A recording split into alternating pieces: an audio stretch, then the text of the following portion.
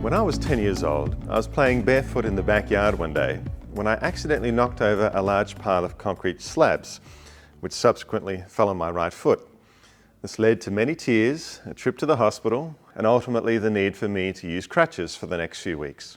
Well, thankfully this took place near the start of the school term, so I wouldn't have to waste precious holiday time on crutches. However, I began to notice something unexpected happening at school. People were treating me differently. I was suddenly the recipient of ongoing sympathy. I was getting special treatment, and part of me really liked this. I never said anything about this, in part because it seemed a bit wrong to be enjoying the consequences of my little tragedy so much, and in part that out of fear that such an admission would upset the apple cart. However, I did make a crucial mistake. I tried to keep this good thing going a little too long. I kept using the crutches for probably a week longer than I really needed to, and my teacher eventually called me out for it in front of the whole class. And this was unfortunate for at least a couple of reasons. For one, it forced me to dispense with my precious crutches right away. But another problem was that the accusation of fakery not only undid much of the goodwill that had accumulated to that point, it would also make any subsequent claims for sympathy more difficult. And here's the remarkable thing. On some level, I understood all this, even as a 10-year-old. I had already figured out, as we all do pretty quickly, that our society has a special concern for victims. In my case, I was just a victim of my own clumsiness. Yet this phenomenon is particularly noticeable if someone has been the victim of violence or injustice. And it must be said at the outset that this concern for victims is a tremendously good thing. In times past, the outcasts and scapegoats of society were often treated far worse than they are today. And so the fact that we tend to have more concern for victims these days represents a significant moral improvement. However, like most good things, it's also open to manipulation. So for instance, my episode with the crutches was a fairly clumsy attempt on my part to try to manipulate my little injury to my own advantage. But this game is not limited to 10-year-olds. Indeed, it's become one of the most common games in town, because, on some level, we all know that to have been a victim of something is, socially speaking, tremendously advantageous. And no one likes to be victimized, but having been a victim bestows a powerful social status. Think about it. All social causes these days are couched in the language of defending victims. It's the only way they can get off the ground.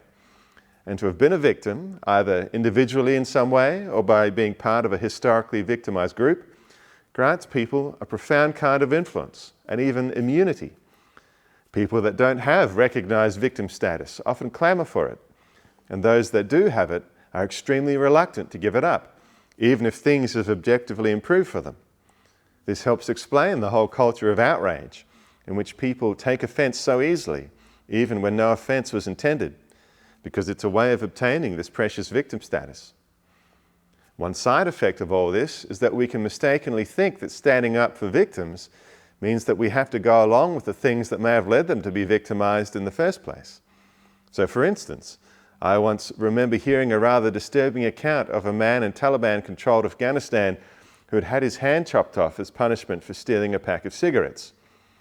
We see this punishment as horrible, and rightly so, but in opposing such cruelty, we can be tempted to think that it therefore must be okay to steal cigarettes. Now, I can't tell you how bizarre all this would seem to people in ancient times. For them, if someone was a victim, they obviously deserved it. A lot of people these days think that our concern for victims is a naturally occurring thing. But for most of human history, things have been very different. We hear victim nowadays, and we automatically think innocent. But if the ancients heard victim, they'd think guilty. As the acclaimed French-American thinker René Girard has highlighted, since the dawn of human culture, one of the most reliable ways we've had of bringing people together has been to have a common enemy, to unite ourselves against a common scapegoat. Societies have always been most united during times of war, when there is an agreed-upon enemy. But any group of people, as they start to rub up against each other and tension emerges, will tend to find one person in the group to pick on as the supposed source of all the trouble. Think of a high-stress workplace. Most of the staff will have someone they complain about, Maybe it's the boss, or maybe an annoying co-worker, someone that the group unites against in their loathing. Well, most ancient cultures had this at the heart of their religion. They would unite the people by ritually taking things out on a common scapegoat. It helps to explain the strange but almost universal phenomenon of animal sacrifice and even human sacrifice in ancient times. It was crude and violent, but it served a social function. It united the community against a common victim. And if that sounds bizarre, know that we still resort to sanitized versions of this. Think of every action movie you've ever seen.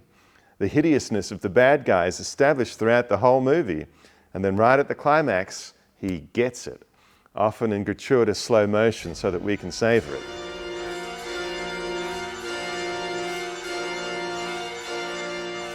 And then the final act shows that after the death of the bad guy, everything is now wonderful. But here's the thing.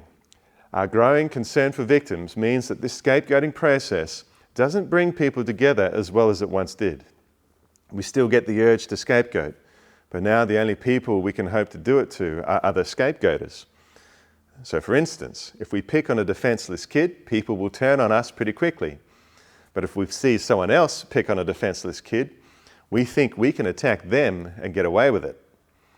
We also see this in the whole cancel culture phenomenon. If someone has done something bad enough in the eyes of the woke police, they will try to cancel them, essentially harassing them out of existence. These are all modern attempts at scapegoating, but even these don't really bring people together like they did in times past. So where has this growing concern for victims come from? Girard emphasized that it's not the result of our own efforts. Indeed, we've tended to resist it every step of the way. Instead, Girard argued that the most significant factor in our growing concern for victims has been the spread of Christianity. The Hebrew prophets spoke up for the plight of victims in ways never before seen. When Jesus saw people gathering to stone an adulterous woman, he challenged the one without sin to cast the first stone. And it all culminated in the crucifixion of Christ, when God-made man became the victim of the sacrificial mob himself. For 2,000 years, we've prayed before the image of a bleeding, dying man on a cross who forgave his executioners. And this has had the effect of messing with our conscience. Now, whenever we see a victim of violence, even if they're objectively guilty of something, we can't help but see a reflection of our crucified Lord. We still try to scapegoat, but like St. Peter, we eventually hear the cock crow and realize what we have been complicit in. It doesn't work like it once did, and so now we have to learn to live without it. And as I say, there's not much point in congratulating ourselves for society's growing concern for victims, because we spend much of our time trying to manipulate it to our own advantage. The violent nature of so much of human history is becoming clear to us, and so we try our best to align ourselves with the victims and to distance ourselves from the victimizers. Violence is all men's fault, or white people's fault, or capitalists' fault, or straight people's fault. And if I'm not one of these, then it must make me exempt. Indeed, all modern ideologies are based upon this illusion that we can somehow exempt ourselves from the problem of human violence. But this is just the same game in another form, trying to make new victims out of those evil people over there. The lesson of the cross is that all of us are complicit in this. All this politically correct manipulation of victim status can put people off, and understandably so. But it remains that our growing empathy for victims and wariness of scapegoating is fundamentally a good thing. Our task now is to learn to live without scapegoating, which is a lot harder than it sounds. But thankfully, Jesus not only undercut the scapegoating process by how he died, he also showed us how to live without it by how he lived. Well, this video has gone on long enough, even though there's much more to it than I've had time to get into. But if you'd like to hear more about this, I once gave a public lecture about these themes and the work of René Girard, and you can find the link to this talk in the description below. Thanks for watching, and until next time, be a saint.